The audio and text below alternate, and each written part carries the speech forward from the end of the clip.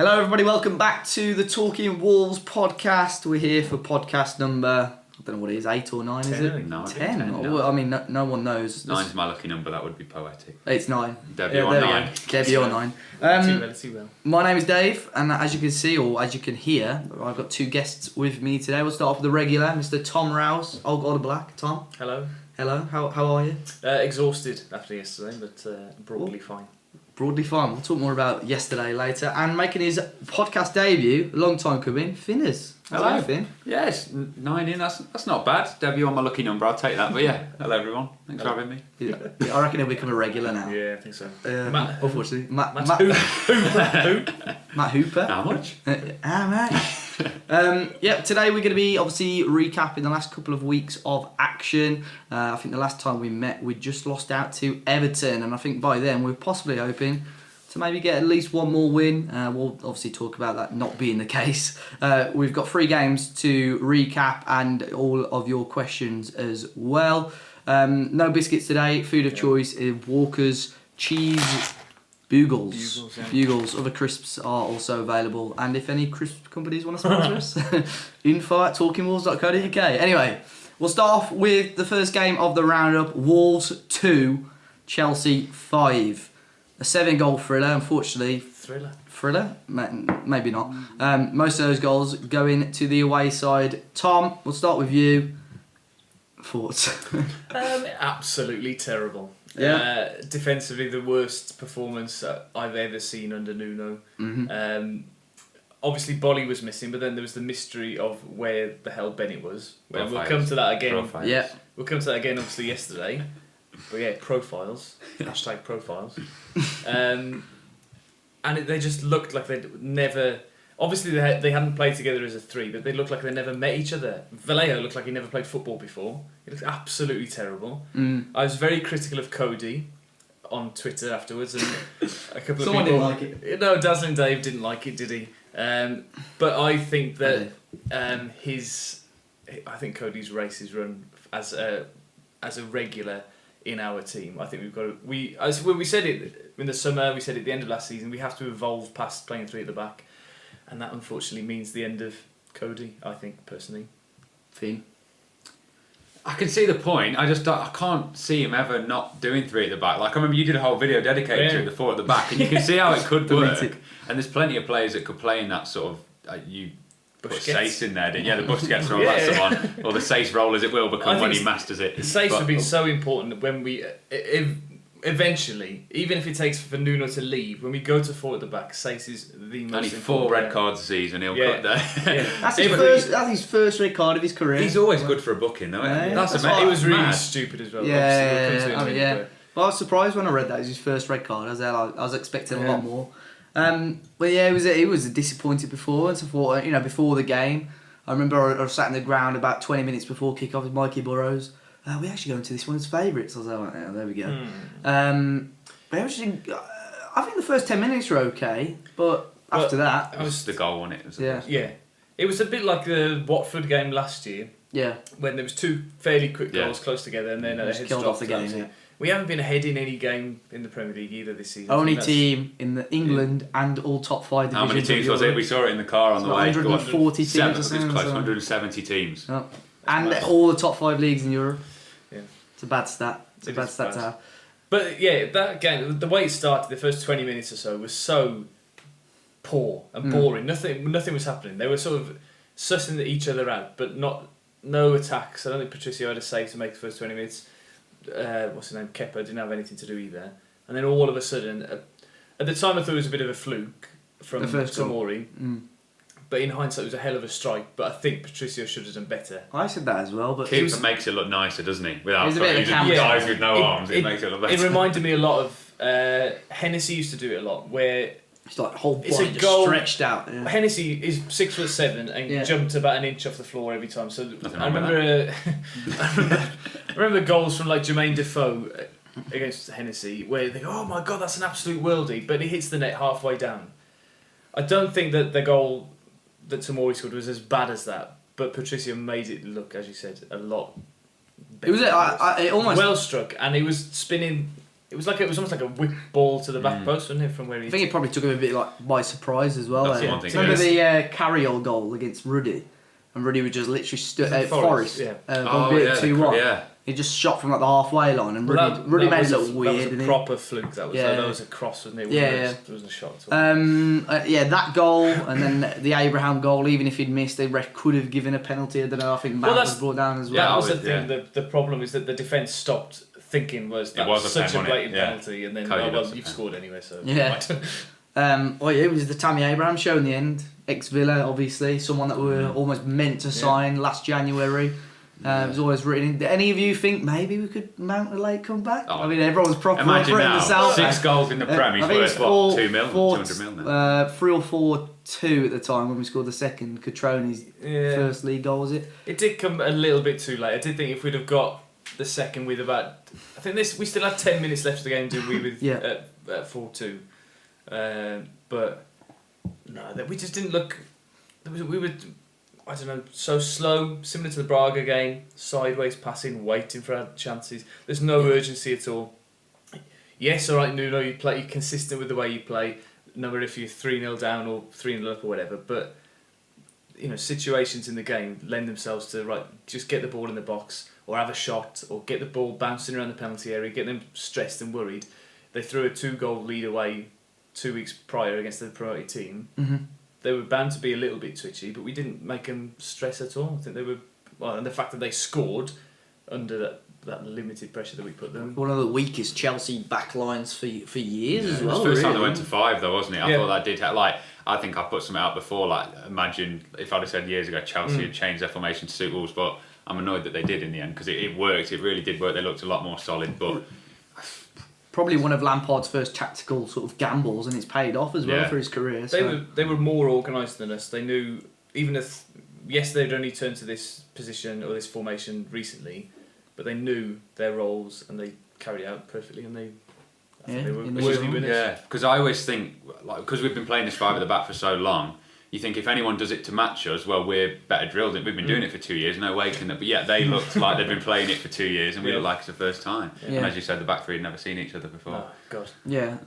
Obviously, I think it was Catrone came off the bench. He was probably one of the live wires. I think he had a pretty good game when he came off. His body language helps him with the fans as well, I think, because Crystal Palace he didn't do much, but I still come out of the game he played well, just because he celebrated so much and he's pushing people off the pitch when they're injured. And it's a bit like we said at the end of the season about Costa, in that he used to come on and just amble around and not put any effort in. Catrone's doing that, and to us who, like I said at the time, we don't know anything about football really, so we just he runs a lot and he looks like he's going to make something happen. We'd much rather that though. I think something will happen because of it as well. He'll close somebody down. We spoke about it before. I think it was maybe end of last year or something, or possibly you fans, especially when we don't 100% know everything about Catrone. The least a football player can do is crap or as good as they are is work their socks off, and that's what he does as soon as he comes on. So, but we saw more of him in the Braga game, and saw maybe some of his weaknesses. His falling. His finishing and stuff is not as high as you would like it. But he's our player. We saw how long it took Dendoncker to be integrated into the team.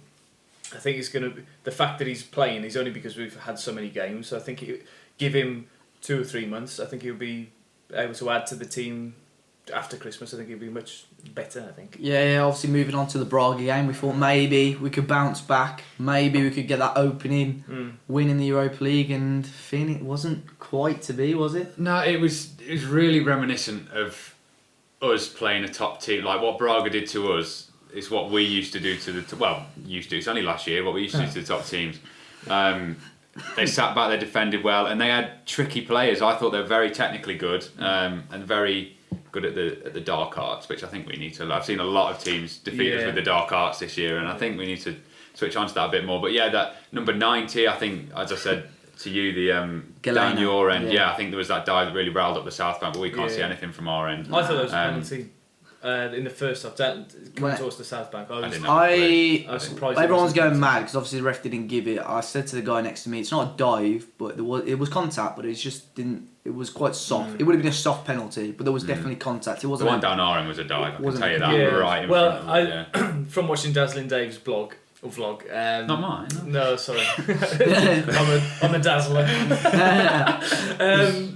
The way that Doherty reacted, as soon as he heard the whistle went, he turned around like, what? Yeah. And you could, I always look at the reaction of the players rather than, I mean, I'm so far away from the pitch, you can't really, if there's a small touch or whatever, the players will often accept, like yesterday with Stacey's red card, nobody complained about that because it was so obvious. So. Yeah. And like Bennett's on Zaha last year, even with the most bice, you just go, police are interested in that. No, but I was saying about that Galena, like he's a young Brazilian. I don't know if he's on loan or resigned from Porto as well. That's sort of what they're doing. They look for fouls like that, and he's a tricky player. He's a good. Only 21. He's 21. It's like a good app that does. It's one football. This video is not sponsored by the way, so we don't have to talk sorry, I don't give we don't have to talk about it for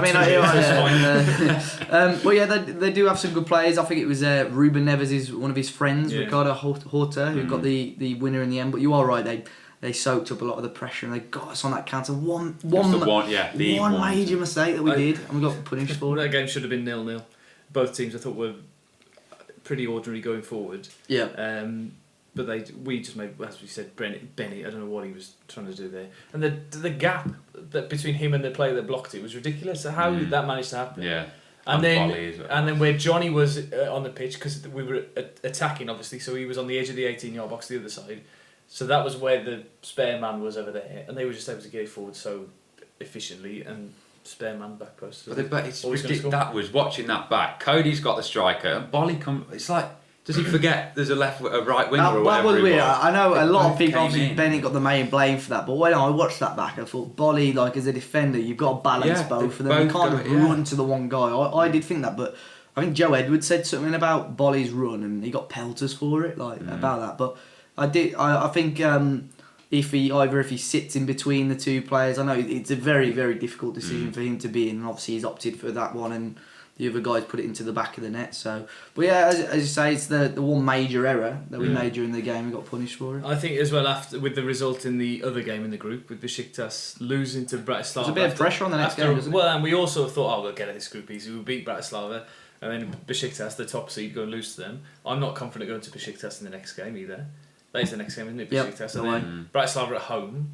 If you don't win, if you don't get anything out of those two games, which at the moment, competition, I think. I think we Spurs. What did Spurs do? They had 1 point after 3, and it was a miracle that they got out, wasn't it? Yeah. So that would be crazy. It was like. I think Bratislava have won that first game. It could be a very close group, man. Everyone could have 6 points after 4 or 5 games, and it could it's opened it massively up now. The two least favourites. Well, I said on my review that's our only consolation. But the more you think about it, if they can knock 4 goals past Besiktas, albeit Karius made an absolute blinding error. Of course. Yeah. Shots off on that game. That game's big against Besiktas. If you beat them, they're more or less. They could be out of the competition more or less. Yeah. And obviously that gives us a bit of a boost. So we said on the last podcast about winning your home games and trying to draw the away ones at the very least. We have to win an away game now because we're that far behind. And I don't think Braga were that good. I think if we'd have played them 6 months ago, we'd have beaten them 3-0 easily. Yeah. But it's just how wrong sort of weak we are mentally at the moment, and we're so down on ourselves with everything that they're doubting everything they did. I remember saying the same after the FA Cup semi-final. That they're just not doing things naturally. Everything's had to be thought of. Every pass they're thinking about. People are not moving as they should be. Chemistry's not right. We'll talk about that with the game yesterday, but it's not the Wolves that we used to see at all at the moment. It's worrying. Well, I think the one of the main things I picked up on again, and it's not the first time this season, was the lack of connection between the midfield and the front two. Again, there was just nothing there, and then. I think it was possibly because of the Bennett error when we were 1-0 down. We didn't want to make the risky passes. We just kept playing it safe. And when you're 1-0 down with 5-10 minutes ago, you've got to take the risks and you've got to try. First half it was all right. I thought Catrone had his chest as well. He's got a magnet of a chest, by the way. He touched a few down, but we had all the chances in the first half. But then I agree when you're saying about double guessing things. Yeah. And as soon as we went 1-0 down, it just didn't look like we were going to score. And I remember, was it in the Championship when we went 1 goal behind, we never came back, and then we sort of ruined that, put that to bed last year and kept doing it at Chelsea and Tottenham. But it does feel like now, as soon as we go down, yesterday sort of doesn't prove that point, but the shoulders just went down. I noticed Jota, I don't know whether you noticed it in the ground, but Jota was moaning at everyone, even if it was just Bennett passing to Cody. It's nothing to do with him, but he's flailing his proper Portuguese. But the fans, I'm so glad he got a goal. The fans are restless as well because of now. There's so many times near the end of that game, again similar to the Chelsea game, we're trying to put pressure on, get the ball into the box, and Bennett's passing it sideways to Cody. Cody goes back to Patricio, whatever. Come on, just lump it forward 10 yards. Get the ball behind the defence. You got Traore on, I think. You got quick players on to get behind, get behind the full backs. There somewhere. We're not putting pressure on them. We're not putting pressure on when we're behind. We just sort of we'll carry on playing the same way, just passing sideways. Well, that's no good. The thing is, like Catrone and I can't remember if Jimenez was on at the time. They're Catrone especially. They're not bad players in the air.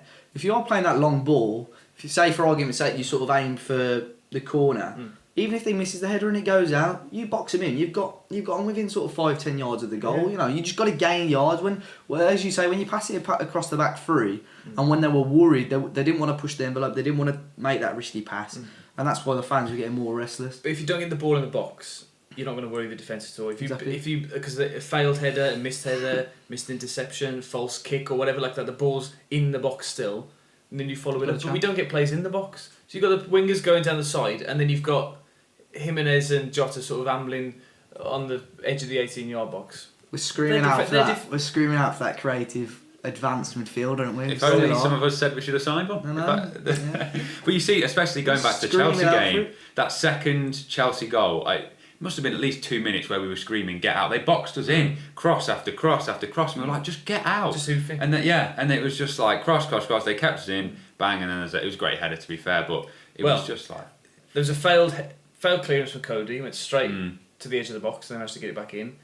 Vallejo, I think, missed. I think he jumped up. He did an Azzopardi, jumping up. You're going to header it and then duck your head out the way. So I don't know. It was a good header, but it was free header in the edge of the 6-yard box. It was at the fifth attempt on that, sixth cross or whatever. So. Yeah, we are screaming out for that proper number 10. But that's what Gibbs White should be doing.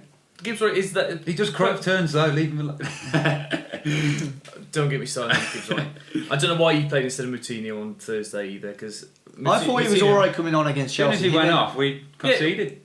I thought him and Catrone were great when they came on against Chelsea. Well, not great, but Gibbs White, good. Better there was no pressure on Gibbs White, was there? When you're 4-0 down or whatever, he's go on, have a run around, do your Cruyff turns, do that, because we're not going to come back from this. So just have a go. Yeah. But it was a bit like the Spurs game, I suppose, last year, where 3-0 down. Yeah, go on. And we actually played alright then, didn't we? But thriving in that though, wasn't he? But when there's no pressure for a young player, that's. Were you not surprised by the lineup? Because it was quite a strong against Braga. It was quite a strong team, and I sort of half expected him to play the likes of Catrone and Neto maybe. But it was a. I don't know. Neto in the Premier League after yesterday, by the way. What was that? Strange cameo. I think keeping purely Europa at the moment. Yeah, but I know he has favoured the Europa League with some of his. I think we're quite a lot of us were probably surprised that Patricio was playing every game and stuff like that. I'm not at all. I don't think he wouldn't have come from Sporting Lisbon in the Europa League. I suppose to come and sit and watch John Ruddy every day. Yeah.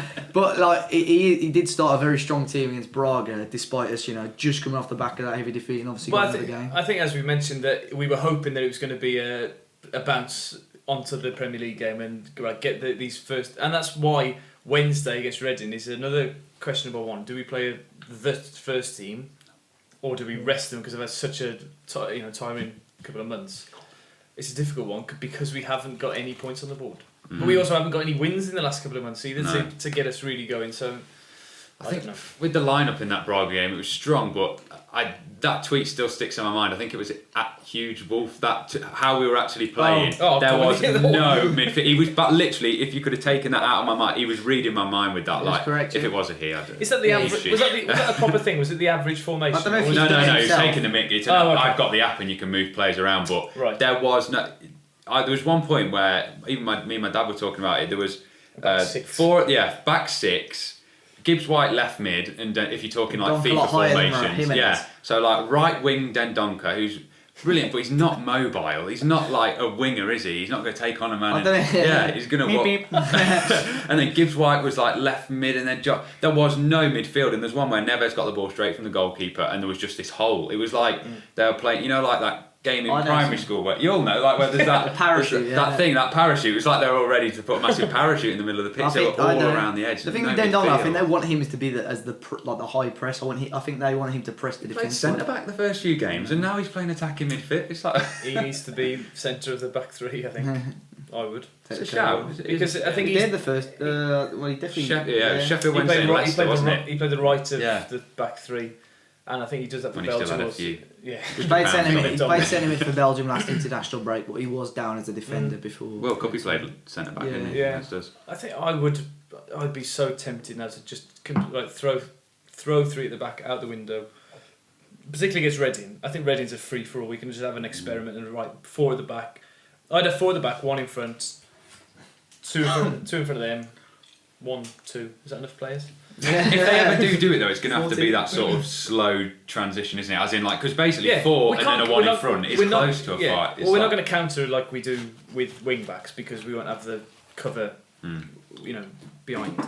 But Sheffield United managed to do it, don't they? With their overlapping wing centre backs and stuff. And you've got Dendoncker and Sace who can play centre back. So you can see Bolly meandering forward and putting a ball in from 40 yards and then Sace dropping back to cover.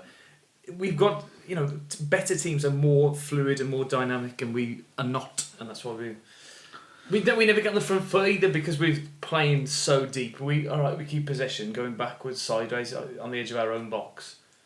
We're not going to score, are we? What's the thing about it? What are your thoughts on the kick-off tactic that we do when Neves gets it and just puts it up to Doc? I don't think I've ever seen us win a header off that. No, but I think the idea is a little bit like gain yards. It's a little bit like rugby, isn't it? It's trying to gain territory because even if you concede possession, they've got to throw the ball in. In France, they do it. I saw a game. I think it was against PSG. A team did it, kicked off, and just blasted it to the corner flag. PSG want to throw, and they box PSG within the first 30 seconds. But I've never seen it go out either. He just goes straight to their left back and then they attack. But there was last season, because Patricio at the start of the season last year, his goal kicks were, if they got past the 18-yard box. So then they seemed to develop this one that went in between Dendoncker and Doherty, sort of like by was it the first or second half, it'd be like near Nuno. And every time it was either Dendoncker, because they're our tallest players basically. And then I noticed specifically yesterday, when we had Neto and Traore in those positions, Patricio kicked it there, and I watched him and he went, as in like, oh no, there's two midgets there, not Dendoncker and Doherty. Both 5'9". Yeah, that's the one. It's normally to that sort of area because they're without Jimenez and Bolly maybe. Actually, there's quite a lot of tall players, but. Oh, you got from that, yeah. Well, we'll move on to Palace, and I think everyone was crying out for a system change, whether it be 4 at the back, whether it be revert back to that 3-4-3. The lad I go to games with hates the 5-2-3, the 3-4-3. Whenever he's sort of dabbled changing it sort of the last 10-20 minutes, he hates it, and he's like, it's so crap in the Prem. I was really pleased to see us play 4 at the back, even though it took a player to be sent off. I knew you were going to say that. But he changed system, although the Wolves graphic. What were we playing in the first half? Because it worked. Yeah. But what were we playing? Jota wasn't as wide as Traore. No, it was. Like on Football Manager when you do it asymmetric. I said to my mate that because Doherty's a good fullback and Traore goes forward well, so I thought, well, we've just got 2 right backs and we've got an attacking one, and defending one, and then on the other side we've just got Johnny who'll do all of it because he's okay. It was weird, but the first half they played I think possibly the best since Man United or Leicester, the first 2 games where we were okay. Yeah, it was the best that I've seen us play going forward. And we were unlucky. I think Doherty had a really good header.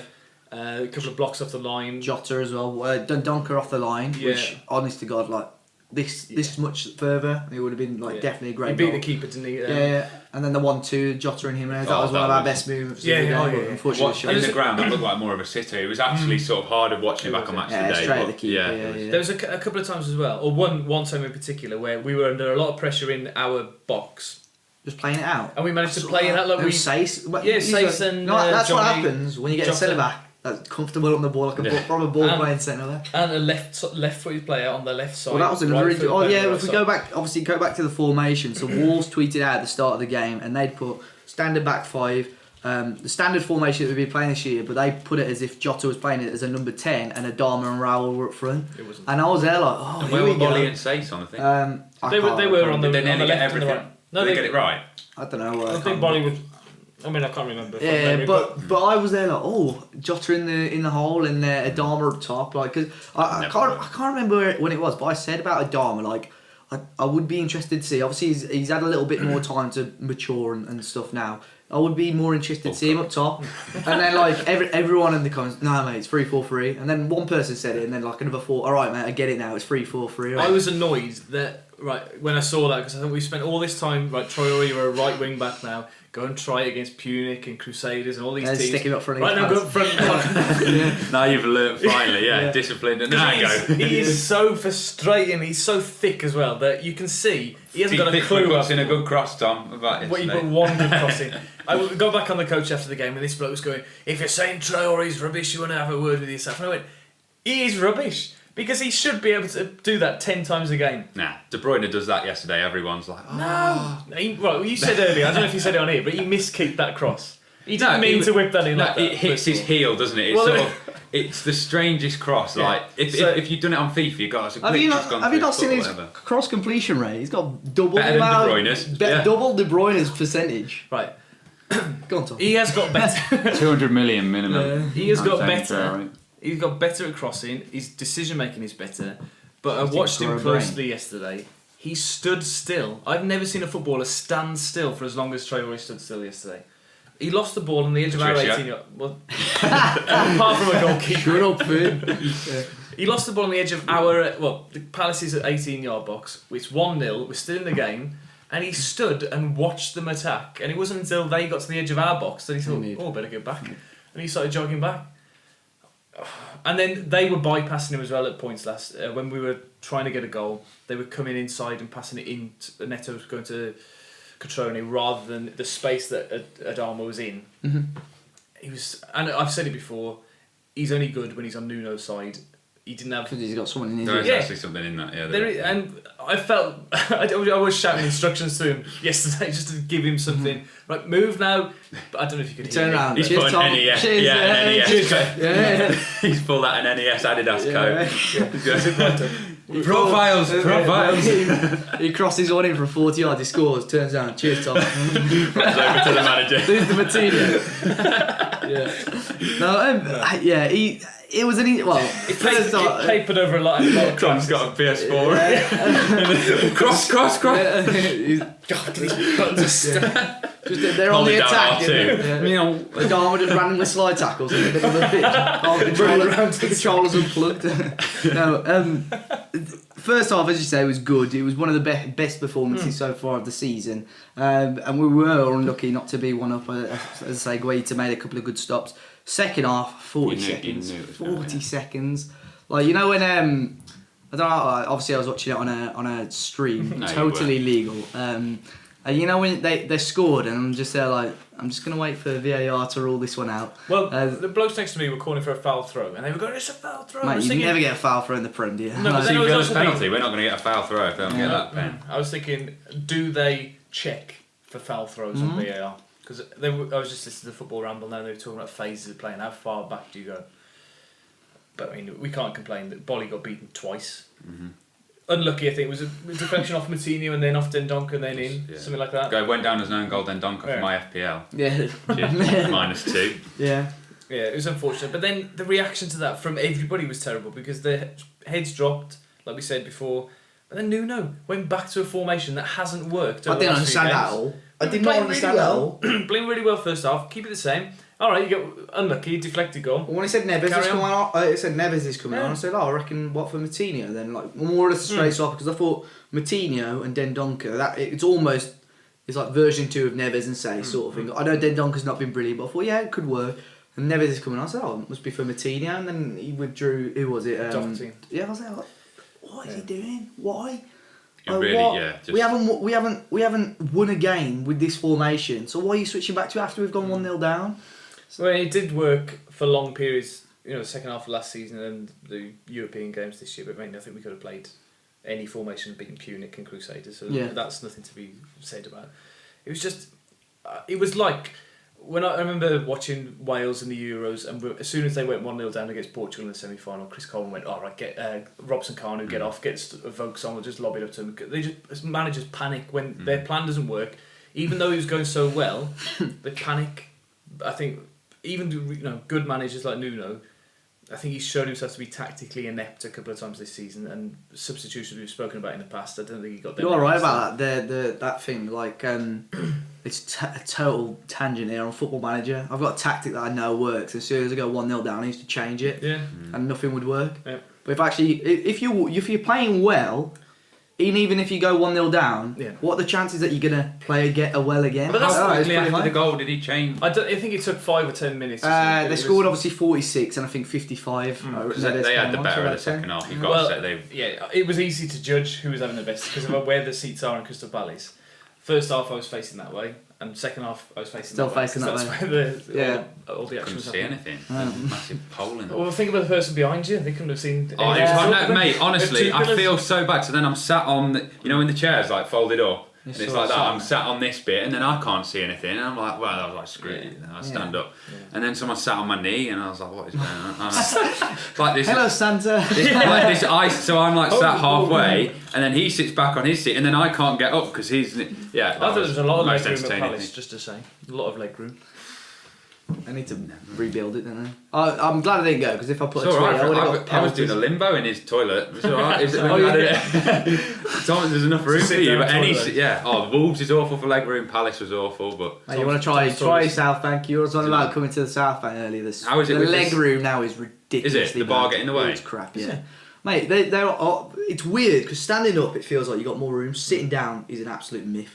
They must have obviously sort of pushed the chairs forward. I'm always kneeing someone in front. Like I don't even mean to do it. I don't say that to Matt. I was going to say Matt does it. He's like, he apparently kneed a woman and she smacked his chops. Did you see it? Anyway, we'll move on. Didn't happen. That's another didn't happen.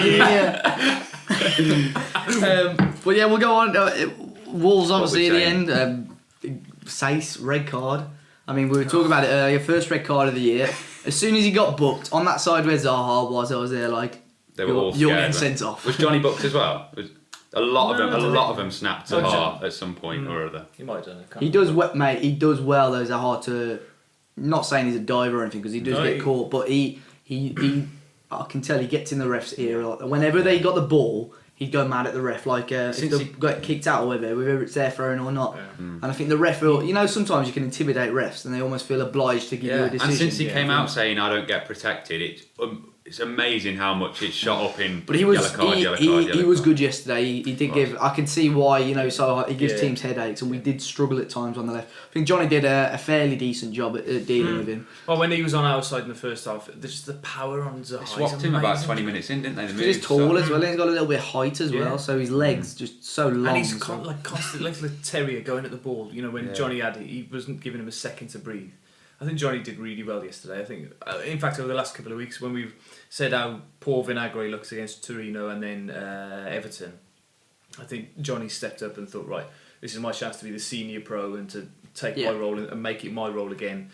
And Vinagre is going to have to work hard in training. I imagine he'll be given the opportunity on Wednesday to try. He took someone on the other day at Braga. Johnny did a heel chop or something. I was like, what is? Oh, that was a hell of a turn. I was hoping that a goal would come from that, so we'd see that again and again and again. In watching Vinagre highlight clips or whatever. That's good, but they can learn from each other. Like older pros. I mean, if you could fuse them together, perfect left wing. Johnny's so underrated, man. I think he's actually quite explosive in his pace as well. He's got a bit. What? I don't know. You two, I'm not sure.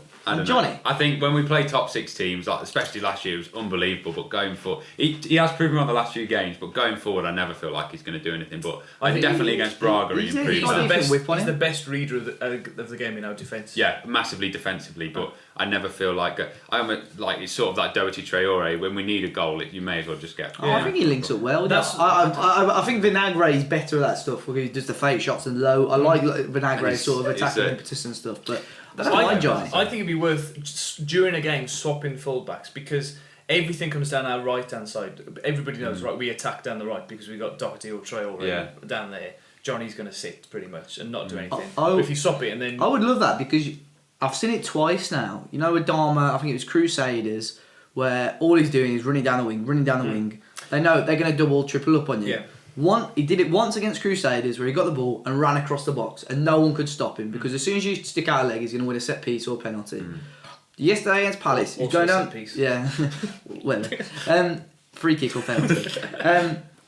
Yesterday against Palace, running down the wing. He did it once where he cut across, and I think he got left foot shot. I think he got deflected and won a corner off. Yeah, once nearly on target. Well, it was on target. But imagine You had such a better view than me. if you swap it, he's on the left and he's on his stronger foot running across. Yeah. He might actually score or get I've said it. That shot against Punic was the worst I've ever seen in my life. But why doesn't he? I keep saying this, and I know in theory it probably won't work, but if he's going, just run. Don't shoot. Just run into the goal. Like run into the goal. Literally, it would have a better success rate than him shooting. How many goals? Can you imagine seeing that on the telly? How many times? Just him running into the. Honestly, right. How many goals he scored? 1. Yeah. And how many shots will he have taken? 30? No. Nah. 30 over 2 seasons? No way. No, not that many. Well, actually, what do you classify as a shot from Traore? When he gets the ball edge of the penalty box, just keep going. Just like, and then when you get to the keeper, just dribble past him a bit quicker than you usually do. You see that Cavallera used to try and fight exactly, honestly. If he just, instead, because he gets the byline, doesn't he? And then it's about a 10% chance whether it's a... You know what's going to happen now? I'd love to see it, but I don't He will run it one day. One day. It's going to be in Reading, or next week he'll do it. The keeper will break his ankle, like break the arm's ankle. I don't mean maybe run at the keeper. I mean centre-backs maybe, because he never seems to get to the centre. It's always the... Because he's out wide, isn't he? And then to get to the full-backs, you've got to cut inside, and then once he's done that... That's why he's saying... You know when he like does the quick touches where he switches from the right foot to the left foot to the right foot? If he did that past the last defender and he's in... Exactly, and then the goalkeeper, and you bosh, look, 2 yards. He'd still miss. You'd play too much FIFA. Yeah, well, talking about FIFA, I was about to say that. I said to you the other day, absolutely criminal, right? Skill moves. I'm a skiller myself. What can I say? I'm a skiller. I like this part of the show. And who would you say has most skillful players in our squad? Vinagre, Traore, Ruddy. So Vinagre and Traore and Jota are only 4-star skillers. And then if you're going to chuck someone else in there, you say Jimenez likes a few skills. Johnny. Mate, you saw his heel chop joint most skillful player. Are you taking them? Like Jimenez, I love using Jimenez, but he's down to 3-star skills this year, which means no heel chops or anything for me. And people have probably turned off by now, everyone. But yeah, how he hasn't. Look at the 4-star skills. 4-star skills. Watch Johnny. Now there's FIFA people out there, but. That is criminal. I was fuming because I packed Johnny in my first ever pack. 4-star skills. Yeah, but 3-star skillers get Ronaldo chop anyway. It's standard. You said this year. Yeah. That's right. No rainbow flicks. Thank goodness. So Johnny can be doing rainbow flicks down the wing, but Jimenez can't. Yeah. Anyway. Justice for Raul. I mean, I can't even remember where we were now. We're talking about a Wing Dharma backs. running into... swapping the wing backs. Yeah, I think it would be a good idea. People do that swapping wingers, don't they? So. Well, and as he told Joe Edwards, we play with wingers. They're Johnny and Matt Doherty. Yeah. So he told him, swap wingers. And he said, I told Traore to run into the goal, I think he said after. It was just off camera, I think, on that one. But you got the footage anyway. Near the end of Palace we were at, I think. Neto came up, that was where we were. Oh yeah, we'll talk about that. Neto coming on. I don't know what position he was, to be honest. I think Nuno just said... it was that bad, I don't know why you... I'm not saying he was bad, but... I don't think he completed a pass. I don't think he completed... I thought it was like... I thought what Nuno was trying to do was go back to the 3 in midfield for them to make a change and then he'd go, I'm going to put a winger on again. That's what I thought he was doing, but then he didn't. He put Neto in midfield. And I thought that's a bit childish, Nuno, trying to just like play mind games. But he sort of played right midfield, didn't he? We had no formation for that last. We had 4 at the back. I was saying, nice one. Tom's buzzing when Say's got sent off. Is the best we played with. Yeah, all of us are down in the dumps. And Tom's like, yes, 4 at the back. I was looking around. I was looking around thinking, is he going to put Neves back into a back four? I was thinking, no, surely not, because we're trying to get an equaliser, but Cody... The fullback still attacked like mad though, didn't they? Yeah, he was Traore, yeah, but he didn't track back at all, so he was still playing with 3 at the back. Yeah. But Cody was calling to Nuno. Cody was calling to Nuno, like he was pointing at Neves and like saying, doing him to drop back. I was thinking, for God's sake, Cody, you're going to have to do something yourself now, right? And just defend like a normal defender, not just stand there watching things happen. He wasn't too bad. No, he did really well on the 20 seconds to go. Cody on Zaha. Yeah, I've got nothing against Cody. It's the formation, and if he comes out of it, he's out of the team. Because if we play 4 at the back, you're not going to be Cody and Bolly, are you? It's just two defenders. Everyone says for England he wouldn't fit in a No, forward. exactly. And you'd have Benny, I think, in the back four. Imagine that, we changed to a back four and someone asks, and Cody plays, and they say, Nuno, why did you change to a back four? We want to kind of get to the Cody for England. But yeah, I mean, we got the late goal in the end. I think Wolves fans will be definitely the happier of the two sets of fans. I spoke to a Palace fan and I said to him, I don't know whether you noticed, Tom, but Benteke, I think what won us, drew us the game. That chance he was scored. It was like playing with a lamppost up front. I know expression. That chance mate, he should have scored. And there was a few where he just got the ball and he was like, what do I do? They were cheering before he'd even had the shot. Yeah. It looked so easy. Anyone else? Patricio, I can't believe we haven't mentioned Patricio either. He made more than one save yesterday. Schlops at the end, very late. Yeah. He did the same last year at Palace. He made 2 or 3 saves that won us that game. He gave us the opportunity to be still in the game, going into the last minute or so. I think this year he's really shown, I know it's taken him like a season to get into it, but he's really shown what he's about, how good a goalkeeper he is. Everton, I know we lost that game, but some of the saves he made. Exactly, so... He's won us already. We've only won, 4 points? I was going to say 0 games. We've only won 2 of them. Yeah. Kept a clean sheet at Leicester, so that's 3, arguably. Didn't have much to do with Leicester, though, from what I can remember. Nah, they didn't really offer much. And then Burnley... Didn't have anything to do apart from the goal. Missed it. That's it. So I think we haven't played apart from Burnley, and you'd think Crystal Palace would, but I didn't think they really did. He's worse at the sort of challenging crosses, isn't he? But when people are shooting, that's his bread and butter. His reflexes are unbelievable. Yeah. It's like he's like a much better Kushak. Remember, his reflexes were brilliant, but Kushak a cross came in. And he just... He was actually alright for Wolves when he Kushak. Yeah. I don't know why. Was that the year... Was that Jackie's last season? No, it would have been before then. I'd say 15, 16. So when we got the playoff? Almost got the playoffs? Before 14, 15 then, yeah. His so reflexes... he just missed out on the playoffs? Yeah. He played... It was him and Hakimi, wasn't it, for that Could season? De Vrij as well, I think, in the end. No, De Vrij had gone by then. Oh no, that was the year we went down to League One. When was Lonergan? Oh, there's so many keeps. Lonergan was Emmy 16, Martinez, 17. when was he? He was 15, 16. That broke my heart. Martinez When play. we cheered him off when he got substitute, Emmy Martinez, I could have cried. I really liked him. He was unbelievable for Arsenal You see on the clips of Thursday. him, clips of him training. He's an amazing reflex. Scores all the volleys and Do you remember that stuff game we as well, brought him off trains, with like 10 minutes to go for Hakimi and the whole... It really sticks I in my mind as a don't moment. remember I know. That was my off season. I think. I don't remember that. We come back now, we'll win it now.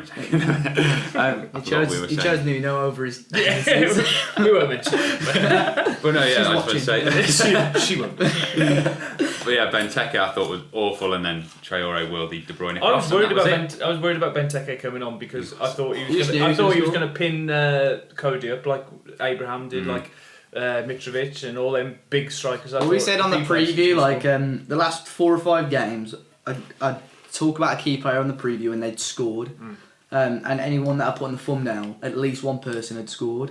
So I said to Finn, we'll put Benteke on the thumbnail. But then, as I was doing the thumbnail, I thought, I'm not going to do it because he will definitely score then. No, he did. He put Dendoncker in a Crystal Palace shirt. No, I put Bolly and Zaha, so neither of them scored. So we ended the drought, luckily. But someone put, you said you're going to put Benteke on the thumbnail. I thought, well, I'm obviously not going to do it. I think if you had, he'd have turned into Prime Ronaldo at that point. And just exactly, so that's why I'm glad. And Jota, late equaliser in the end, getting that point. I mean, if we'd lost this game and lost next week... Changed everything dramatically, didn't it? In there? Well, I think Nuno's still under pressure.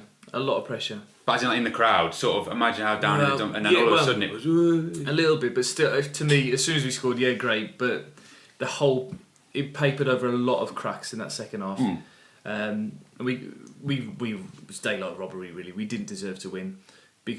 Our first half performance did. Second half we were terrible, and Palace didn't kill us off, and they paid the price for that in the end. Hodgson was fuming, wasn't he? I don't know. He punched the he went, "Roar, I'm so angry." That's how. And then he started doing that at a fan, but it was to say I've only got 2 strikes. Apparently, Match of the Day said, "Have you seen it?" He was going like this at a fan, and I think there was there was some sort of, I think, get lost. But I think he was also saying, because I think they were fuming about Benteke, saying, "Why'd you bring him on?" He was saying, "I've got 2 strikers." Like, as in, like, Benteke and he was like, what can you do with that? They were talking about it on the match yesterday because they got rid of that Saul off and they had someone else, I can't remember who it was, that they'd sold at the start of the year, and basically they're obviously not reinvested in the squad. They got IU who... Benteke needs a move. I think, I can't remember where I heard it, but yeah, a move. I think China's written on the cards for him. They'd be a very decent team, Palace, if they had a striker. I think the rest of their team's pretty solid. Like, Townsend didn't even get on. Yeah. I like Townsend. Gary Cahill is old, but he's solid. He was solid Yeah. for him, wasn't he? And that's another thing. Why didn't we run at him? Why There didn't was we one run by at him? Jota, and he just Turn stopped. it and I was run. like, my dad was like, he's older than me. And he's shouting. He was like, but no, he was decent. But yeah, the goal, Joel Ward as well. We were saying about it, luckily heading it right at Jota's I foot. think it was a perfect cross by Adama Traore. Gave Ward something to think about. Move on. Obviously, that is the roundup for now. We're going to quickly, we haven't got too long left, believe it or not. We're going to quickly touch on the Reading game and then we will talk about the questions that you guys have given us as well. The Deeney Derby. Carabao Cup. Carabao Cup, obviously, Wolves are going to be hosting Reading on Wednesday. Well, I put a poll on Twitter. Should Nuno play a full strength team, do a little bit of rotation or a full rotation? And just over 1,000 votes, full rotation has smashed it by 84%, which I think everyone's expecting. We have sensible followers. Yeah, I'm not sure when the under-23s playing on Saturday still. Is that have they got any midweek games? They played last Did well against Friday. Arsenal, didn't they? Yeah. Oh, they Arsenal, came I back they did well. 2-2. Perry with a bang. I'd like to see a lot of them, like that Shabani is his name? Shabani, Jordão's doing well. Yeah. Neto gets a start. Vinagre starts. The team Sanderson. the team I put is Ruddy, which I think he's a cert to start. Can we get Norris back? Yeah. Well, John Norris. Flatt, is he still there?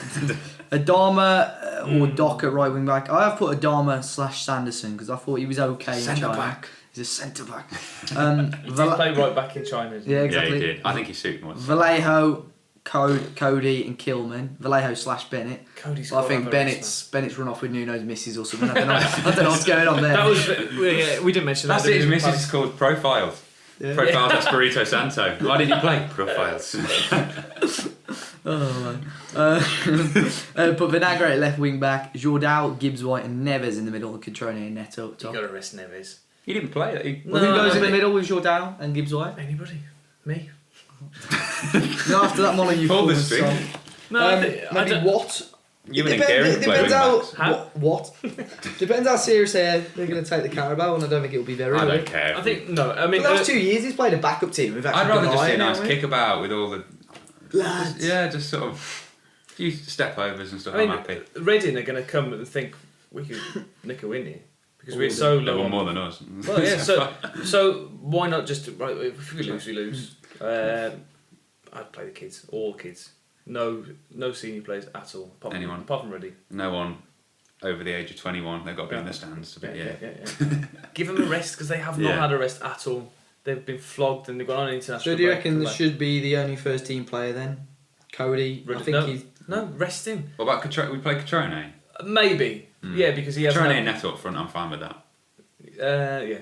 Yeah. Well, who are you playing at the back three then? As a back defensive three? Under Go 14s. full 14. All right. Well, I wouldn't say Vallejo's a first team player yet. So him. I think he Yeah, can play. yeah. Kilman. Yeah. On the left hand side. Right, left.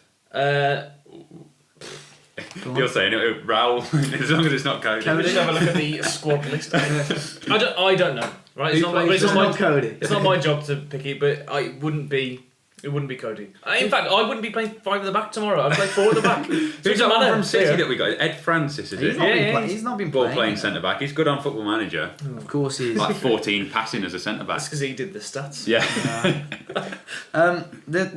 Who plays the middle for the kid? Yeah. Marquez, the 16-year-old. He's only 16. Interesting. Get him in there. And then Sanderson and I watched the Sanderson, there Where you go, Sanderson played. centre back. Sanderson could play. Oh, maybe Vallejo in the middle, Sanderson on the right hand side of the back three if we're going to play that. Yeah. Kilman be good in the middle, but I watched the highlights and he was unbelievable bringing the ball out.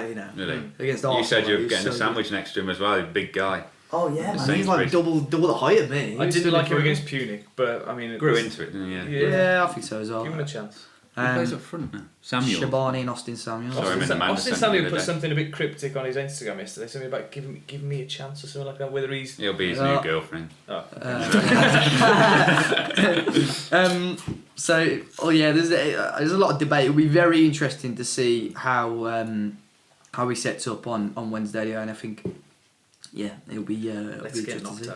out. Right, let's move on to the questions quickly. Josh Ladd, he says, could the point against Palace be a turning point for both us and Jota? And thoughts on the formation we tried? I mean, the formation we've talked about briefly. It's tried and tested almost. Jota. On the I've got I think something we to say can on all that, agree. Go on. I sort of mentioned it briefly, but I've never seen him so flicking his arms around and so frustrated. And to be fair, he didn't celebrate that much. He didn't come over to us either. He seemed to just be sort of He's like... getting a lot of grief They from were- the Palace fans. They were exhausted, I think, as well. Yeah, but when you get slapped in the face and then they say you fouled someone, it's... He yeah, I shushed think them that- as well when he scored, you know. Did he? Well, I really hope it is, because as last season he needed a goal and then that was it. It took until the Chelsea game last season, hopefully. But then Asia, the start of Europe, it wasn't like, oh, Jota needs another goal. He was He was unreal, wasn't he? yeah. And then all of a sudden the Premier League. But I think it could be definitely with Jota. As for turning point, it really helped the atmosphere in the stadium. Yeah, I don't know how big an impact it'll have in terms of the season. Everybody was going, oh, it's a massive turning point. If we'd have won that game, then yeah, fair enough. But it's the Watford game now is huge. If we don't win that, then you know we're still in trouble. The fancast put, how does Dave keep his hair so consistently slick? I mean, I've cut it all off now. And without a hair out of place, coconut oil, 3 hour hair, whatever. Not coconut oil. Nah, it's not. And the sweat of a mongoose. Mate, I've cut it all off now. It's a bit of a bowl cut now, to be honest. I think you go all off. It's Get it all grade off. 1. If Ruddy keeps a clean sheet. If we stay up, we'll stay up. Mate, have you, he might listen, to be fair, man like Wayne. You get Wayne McKee comment on your videos. yeah. He's put, I think he commented on yours yesterday, saying we're going down, no question about it. He's so negative, it's brilliant. I love it. But yeah, he said to me like, oh, Matt Cooper's middle name. Yeah. Wayne, love the negativity, keep it up. Matthew Wayne McKee Cooper. Anyway. Ewan says have a keep you up challenge. Yeah, My money's on source, Rouse. yeah. I think we're not going to do it because we No know danger. Tom's going to win. Winner gets to play middle centre back. Well, That's what they're doing in the Palace fan zone. They were saying you can win a chance to play with the first team. Like, yeah, they League Cup game on they need a Wednesday. striker. yeah. Hit the net and you're in. I'm gonna be using Sawn3 J. He says, "What is the best back line we could field?" Safe In your volley, opinions. It's a 4 at the back. Now, if it was a 5, If it was a Johnny and Doc Oh, for him. are they a back line though? Is it 3 or 5? We'll do 5 because it's their 5, defence. Johnny and Doc. Then Donker in the middle. Ooh. And Bolly and Sace and Waddle. Bolly. Yeah. But then, if we got like Stevenage in the cup next, it's Is that the best back line, Adama though? Vinagra. yeah, but we're not talking about the Stevenage. Are we? Best if you like. Horses for courses though. But as Is in, Stevenage up there at the best? if we were playing Man City and you said what back line would you want, it would be Johnny Doherty. Yeah, What are we going? So the Yeah, best team yeah. in the league. What's your you're Yeah. going up against them? Classic Finn. We might have beat Huddersfield if we went Adama Vinagra last year. I don't want to see Huddersfield ever again. I don't think we will. They ain't won a game yet. They're going to get relegated. We need to get them in the cup, get their season going again. Up the Cowley brothers. Harry Mansell, Jota's last minute goal was vital. But what other Wolves goals are the panel's favourites? You might need a Did top he say 5. last minute, didn't he? Last Yeah. minute got, yeah. Yeah, I He said saw there's a few, and I literally couldn't think of hardly any. Oh, I think Last minute. Go on, Tom. You What? got the nostalgia. yeah, so it was a nostalgic one, and it was Andy Keogh at Derby away, 2009, Easter Monday. The diving header, shirt off in front of us. I'm getting tingles now thinking about it. I love it. What? Andy Kerr, topless. Yeah. I was thinking, obviously, Jota's goal against Leicester last year. Yeah. I still think that game is so underrated. Like, no Yeah, one's yeah, asked no, about it, but I just think, like, mate, that's unreal. What are we looking at here? Oh Finn? my Christ. Little me with Andy Keogh. I can send you a clip. Inspired You won't be by able to his, see that, I don't think. Yeah, you don't want to see it. It's Matching not haircuts. pretty. My hero, Andy Keogh. What about? I don't know if it was last win against Rotherham when we beat him 6-4. It was the last There few was- minutes, wasn't it? Well, there was definitely two, one yeah. because they said It's about they 10 kicked- goals. I don't know what They it was. kicked off, and then Yeah. the referee blew up because all the players were lined up on that one side, Yeah. and they just Ready kicked to in run there, back kick in. it off. Um, Yeah, Kevin McDonald. it wasn't a goal, but Cardiff away in the Championship Oh, with me, and Limbs. that was unbelievable. And then a nice one. It wasn't a last minute winner, but the Costa goal at Wembley was the biggest relief. Yeah. Like that was such a nice moment. Oh, it was yeah. last minute. Was I'm there trying to think. Wembley FA Cup. Yeah, I remember. we've had 2 this year already, haven't we? Last minute equalisers. Yeah. Raoul and John. Oh yeah. Burnley and yeah. That'd be a better If you were offered a point, this is by Craig. Traore. If you were offered a point that? against Watford, would you take it? That was a good one. Traore West Ham. Sorry, yeah, that was a good last We were minute. having a good one. conversation Yeah, with sorry. Wayne, Yeah, nice. A point against Watford, was it? Yeah. No. No. But you know It's- they're it going has to to be. You be know they're 1-10. going to beat us because We they won just lost 10. 8-0. Oh yeah, well of course it is. And Didn't get the goal, did they? it was exactly the same when Blues lost 8-0 Bournemouth. to Bournemouth. We drew 0-0 next week, It's yeah. written in the stars, and then we'll go and beat Man City inevitably. Next Owen, game. he says the under 18s and under 23s are doing well, which I agree. I think the under Yeah. 18s have lost 1 in their first 5 or 6. Under 23s See that are free doing well kick as well. they scored the other week? Yeah, that at Jed Abbey when he's a basically from the corner, whipped it top cut. Oh, no, Germany got in the World Cup last year. The under-18s are good because they've invested a lot of money in the under-18s. Like half the kids are like Spanish and stuff. 5-star potential. Get him in. Under 2018s, get money in there. Under 18s and under 23s are doing well this year. Which player do you think could break into the first team squad next? I think we spoke about a couple. Yeah, a lot will on Wednesday, hopefully. Yeah, I mean, I don't know. I don't follow him too much, to be honest. But Dion Sanderson, I think he's close. Local lad. Yeah, I want to see him given a go. Well, lots of them want to see given a go tomorrow. Yeah. Shabani's your dad. Yeah, we brought him in for a... Spent about 9 million on Shudar, so I hope he's we brought them in, it was like, oh, nice youth, and they're like, we'll spend 20 million. It's like, what? What did I tell you? When I was doing the Football Manager stuff, I had to put how much we'd sign Shabani for, and I thought probably 1-2 million tops maybe. And the German researchers like at the top think we bought him for about 8 million. And I thought, what we spend it? That's like 30. You could have bought someone for 30 mil and not have Neto Jordan. Yeah. I think that we're going to have a season of consolidation this year because everything's moved so quickly over the last 2 years. We're ahead of everything. I think they'd be happy if we finished 15th this season, if we just stayed in the Premier League. And I think they're going to go massive in the transfer window this summer. Absolutely huge. There's also they're selling 20%. We'll talk about that in a sec, actually. Yeah, because I do have something to say. Hunty22 says opinions on a dime. We've touched on that during the pod. The old god black. Why is Tom Rouse so cool? Oh, what a great question. Well, it's it's all down to 4 at the back. GM, I know he's a Chelsea fan, but he goes, "Where do you all believe you'll finish this season and why?" I said 10th at the start, but that's not a bad. And that was a conservative shout because everyone was going 6th. I said 4th. Did you? Yeah, I did. I said 8th. I was saying 10th. I think. How stupid. If we had the 10 and the 4, that's probably more likely, isn't it? I think at the moment, anywhere above 17th is a massive success. But I think we can still equal the Premier League points record. So. Yeah. It's on. Yeah, it's on. Quickly before we finish off, so last week there's a podcast called the Transfer Window Podcast. So it's Duncan Castles, who's like a sports journalist for like Sunday Times and stuff like that, and a guy called Ian McCarry, who's like football operations and stuff like that. They basically run a podcast. It's pretty big, obviously, throughout the transfer window. They just talk about matters, so they have like different topics, sort of similar to this. But their main topic on last week's was about Wolves. And obviously Fosun selling 20% as well. So the main thing about the transfer window was he was talking about why Wolves hadn't spent or brought in as many players as we expected. So he put one of the reasons they didn't spend as heavily as they'd expect was they didn't actually know whether they're going to be in the Europa League proper when the English transfer window closed. And I thought, but why don't we just loan players and maybe with an option to buy or something like that? And apparently they knew they were going to be in the Premier League though, didn't they? Yeah, but like apparently when the Premier League window shut. Yeah, I get that. Torino, so they didn't know this. They didn't know the. So they didn't know the situation. So I think for them, they were obviously scared of bringing in 5 or 6 players and just bottling. Torino knocked us out, and then Well, because you've seen now. Although our squad is still so small, I know it's not going to happen. But players like Vallejo could never play for us again. Yeah. And imagine if you had 5 more players and we were in that situation. The club is still losing quite a bit of money. So I can sort of see it from that point of view. But he's made out... That's pretty poor planning, though. Yeah. It's also not confident in the squad. It's like, well, we're not going to buy anyone in case you get beat. Yeah. But then... Oh, well, obviously they wouldn't have made that public to the team. No, yeah. But we don't bring anybody in. We've seen the odds against Torino. He's on about, obviously, if we qualify out the group stage, January will be pretty big by the sound of it. And I sort of, you said there... I think I've heard... It was a while ago now, but like Oscar from wherever he is in China... Yeah. Has been. I think his contract is up in January, and we've already got a pre-contract agreement with him to come in. I've heard, that was a long time ago, but that's exactly that's somebody that we need. But here in Talisca, actually.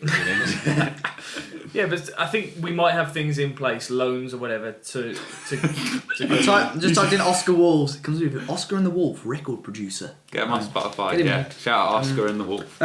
Also in that podcast, he was on about the Ruben Dias. Apparently, Wolves did make the effort to sign Dias, but the club were put off by the price. It's been reported today that Man City are looking to sign Ruben Dias. That's why Vallejo's coming. I said on the preview, didn't I? They were going for him, and they got, oh well, they actually want 50 million. George can't do us a deal, and then they panicked. I think. What big deals did Mendes have to do this summer? He had something. Felix. So I think he was so preoccupied with that, and he would have earned an absolute packet. Yeah, we had Cristiano last year, and then Fabinho, and but obviously we were not still going to make last huge year, transfers. but coming up to the Premier League, we needed to bring in a couple of players. I think next summer he's going to have his work cut out because Ronaldo will be settled. He's not going to leave Juventus. Oh, what are you going to say? Ronaldo is on his way. No. Felix, he's not going to leave Atletico. I don't know his other big clients, but I think he might go. Yeah. Andre Gray, he's a big one. Such Yeah, a random one, weird, isn't isn't it? So random. And Matt Doherty. Yeah. Oh yeah. I thought did he ever sign with him? I know he was heavily rumoured. I don't know if it ever got confirmed though. He signed a new contract shortly after the rumours. Must be. Yeah, he's on about 80 grand a week or something stupid now. And then finally on that podcast as well, they were on about the Fosun were possibly looking at selling 10 to 20% stake. That came out. I saw it before the Chelsea game last week, but it came out almost officially and sort of Express and Star and stuff rolled out just after the Chelsea game. Don't know if it was good or bad timing. But a lot of people started to panic about that. You look at Fosun released some more finances today and they're making ridiculous. This is again a record year for them, making billions. Castle said it would be 10 to 20% stake, but apparently it's to do with the Chinese government and it's like a political move. It's how much money they can put into the club. So basically, and other Chinese companies are interested in investing because they've seen the success.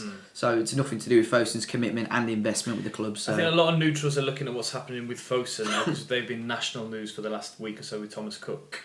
And they're thinking, oh, well, if they couldn't save Thomas Cook, they can't have much money to rub together. But what actually happened is that Thomas Cook has been owned by various private people over a long time, and the debt was a lot more than they thought. I think they'd agreed to buy it when it was a £200 million debt, but then they did more investigations and it was billion.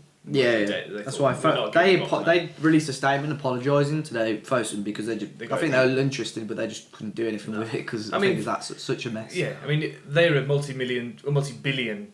Conglomerate. They're not just going to go and we'll save Thomas Cook because it's been going for 140 years. Like Chinese Mike Ashley just trying to scoop up anything that he can. But I think it's interesting as well because they've often talked about they compare themselves to Man City and to Spurs, and they're saying we've looked at them. We look at ways of doing it better and quicker because it took City 5 years to win the titles, and they were already in the Premier League. City have done the same though. Apparently, they're obviously they sponsor themselves and things like that. But apparently they've got a small percentage where the Chinese bought that. Like there's a Chinese paywall in there as well, and I think that's probably going to be a similar sort of thing to us. So I thought it was to do with financial fair play, but looking into it a bit more, I don't think it's all to do with that. But anyway, that's all. We've been going for just over an hour. It's been a very quick podcast. Tom, where can people find you before we finish off? On YouTube, The Old Gold and Black, and on Twitter, The Old Gold 1877. Finn? Nice and streamlined now. Finerrz on everything. Instagram, Twitter. I haven't posted anything on. How much did that cost you? Nothing. Unbelievably, people don't spell Finerrz wrong like I do, so all the other Finerrz are taken. I always have to think about it when I'm typing your name. Is it double N or double R? Honestly, so I used to put Finn Wolves, and then do you know what people search more than... Right, so it's in 3. Finerrz with 2 N's and 1 R. Finerrz with 2 N's and 1 R, sister, then the actual correct thing. It becomes top thing, Finerrz sister. But yeah, FINERRZ. All your the wrong way. Your sister. Honestly, it's scary. And now people that don't know who you are also going to be searching your sister now on the podcast. So, and you can find me, David Zapardi, on YouTube and Twitter, and then Talking Walls on everything: Facebook, Instagram, Twitter, and YouTube. And Matt Cooper at M Cooper. Oh, we're not plugging Matt. I mean, I'm sure he's doing that to himself in Mallorca anyway. Free drinks. Yeah. That's water, by the way. Not meant for Matt.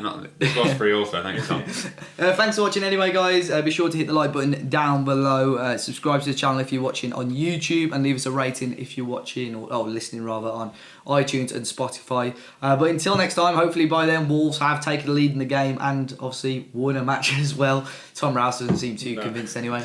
And we're all going on a Carabao Cup tour. Until next time, we'll see you all very soon. Cheerio.